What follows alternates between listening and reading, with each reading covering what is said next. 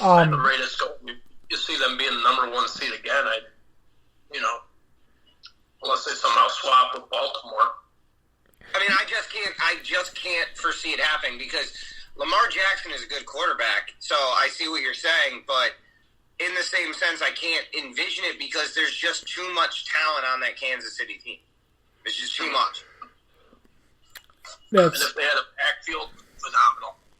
Oh yeah, a backfield. It almost makes it not fair. Like if that. Oh, they got a backfield too. I understand why Tom Brady left. You can't fix a light shade with duct tape. No, and a lot of their division is doing that. Like Denver is going to have its struggles for a while. I mean, Melvin Gordon's going to help. Yeah, that's adorable. You got the reference, right, though? Patching a light shade with duct tape? Yeah. Shady? Yeah, shady. I mean, it kind of worked for him, for what it's worth. I mean, Shady got his ring. For doing nothing. Yeah. Well, yeah, it doesn't matter. I mean, fucking Derek Carr has 2 rings, and he fucking basically held a clipboard, so... Ryan Perrilloux has a ring. Yeah, there's plenty of people who have been rings. Brad Johnson has a ring, and he was the starting quarterback and still didn't do shit. Trent Dilfer. Exactly. Another quarterback that has a ring that was starting and literally didn't do shit.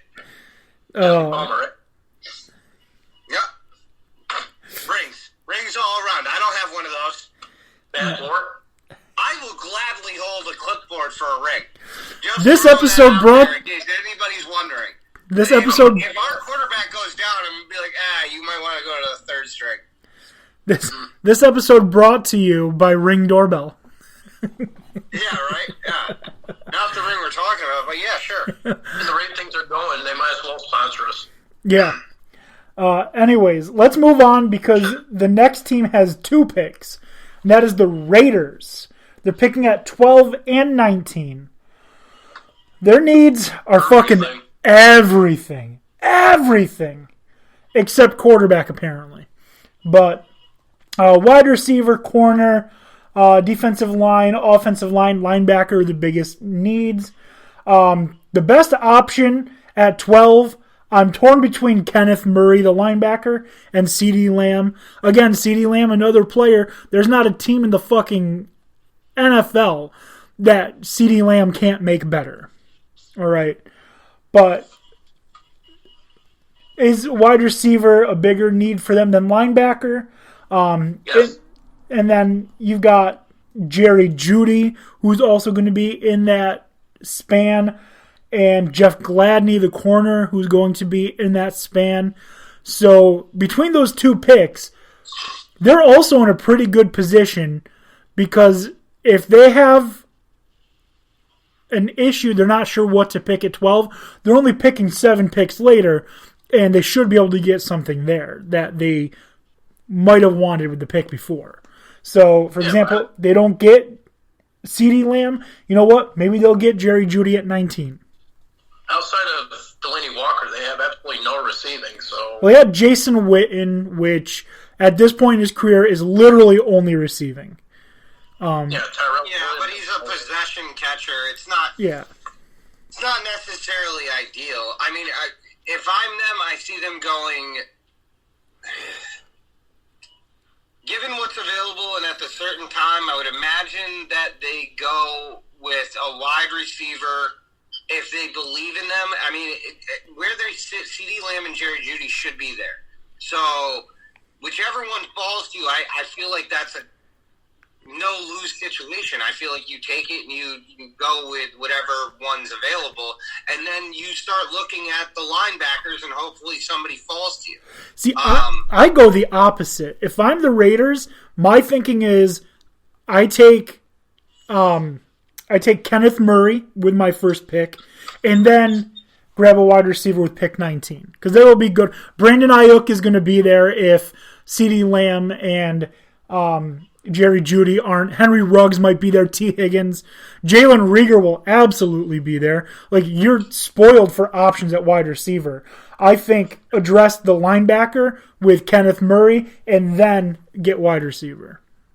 Anything would be an upgrade from Tyrell Williams. So Yeah. I mean, I can see where you're coming from, but I mean, if they're going to allow Carr to have one last hurrah, find out what they have in him, you give him the best possible weapon. That's why I see them taking a wide receiver, because even if you want to move on from Carr next year, at least you have something enticing to bring a quarterback in. Right. That's why I see them going at a wide receiver, whether it's Judy or Ruggs. I don't think you can go wrong on either one of them. I think you take that, and then you spend the next one on the linebacker that you think is going to be the one you want. I mean, whether I understand that it's a little limited as far as linebacker is concerned, but at 19, if they get a wide receiver with their first pick, there's not going to be good options for linebackers. So I would go with the cornerback there. Christian Fulton might be available. Jeff Gladney would be available. I mean, at the same point, at that point later on, maybe it gets overlooked afterwards, and you're looking at C.J. Anderson, A.J. Tyrell if they fall, or maybe even trying to trade some of your other picks and move back up because you do want somebody in particular. I mean, they could go for edge guys. They need so much that it really doesn't matter at that second pick, because you can literally go wherever you think that there's the need. At 19, you could go Yetur Gross-Matos, AJ Epinesa. Like, there's so many options. Yeah, I feel like, well, now we're going to call them Las Vegas, but, they're just kind of the team that really is struggling to get together. So, yeah. Where do you start with them? Because it seems like all they can really do is scratch 500 at best. Well, that's the thing. The other thing is, do you want to be flashy, make a splash? If the answer is yes, CeeDee Lamb's your guy. That's the sexy name that's going to be available when you're picking. If you want to make your fans happy and not necessarily take the perfect fit, then absolutely do not pass on CeeDee Lamb. If it comes time when you're in your basement, CeeDee Lamb's on the board, you say with the 12th pick in the 2020 NFL Draft, the Las Vegas Raiders select CeeDee Lamb.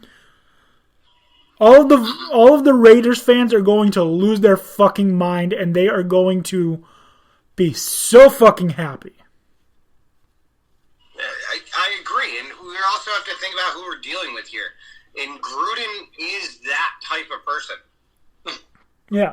I mean, that's who he is. So yep. I wouldn't be shocked. Right. Let's get into the NFC now.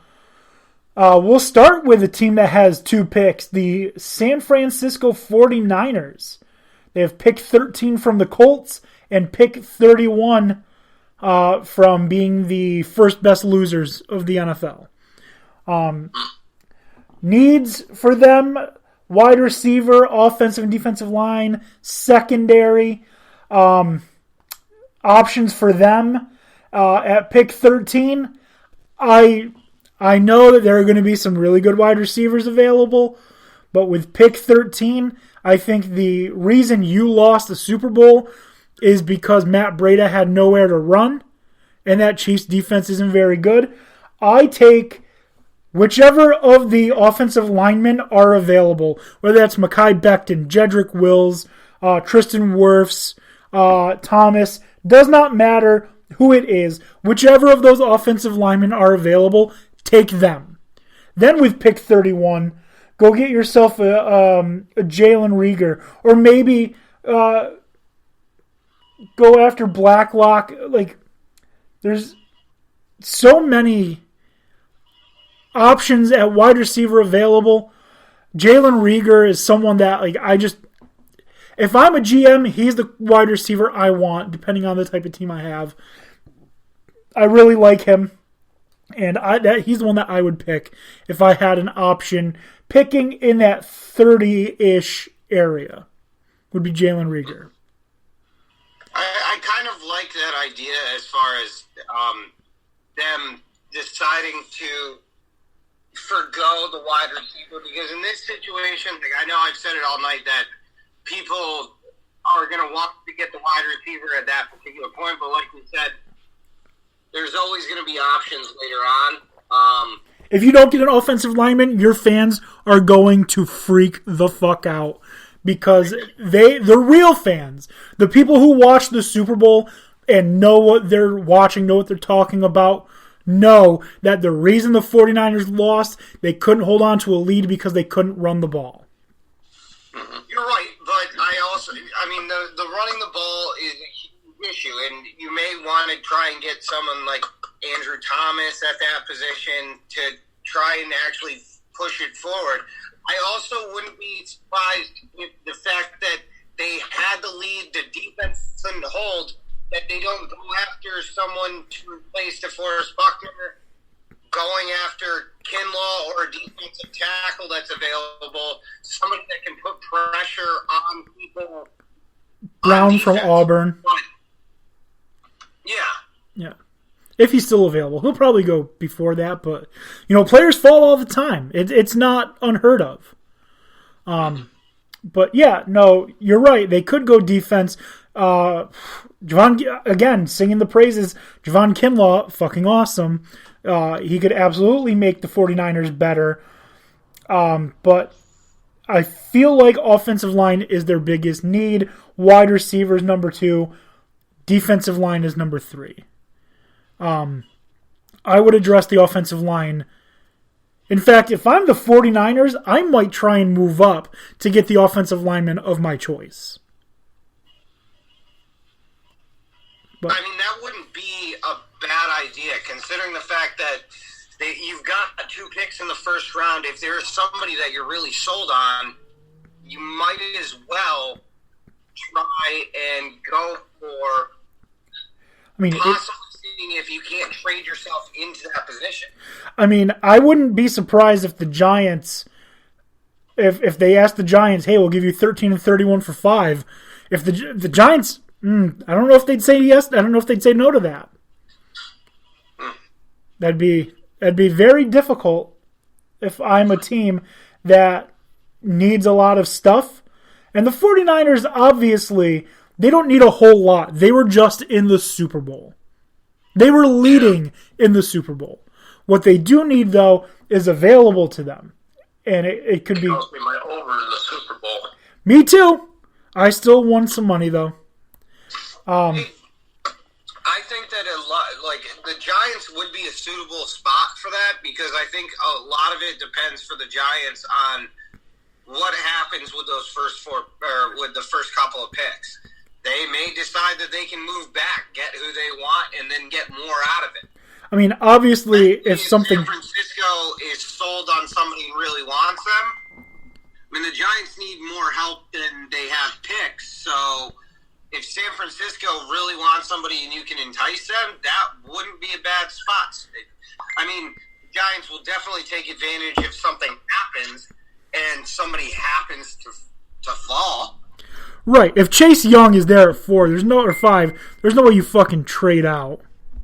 No, I think if you have the chance to get either Chase Young or Okuda, you're going to want to consider it. But if either one of those aren't on the board, then it's almost beneficial for you to trade back and get more picks out of it to try and get more of what you need in this draft because clearly you're trying to do that.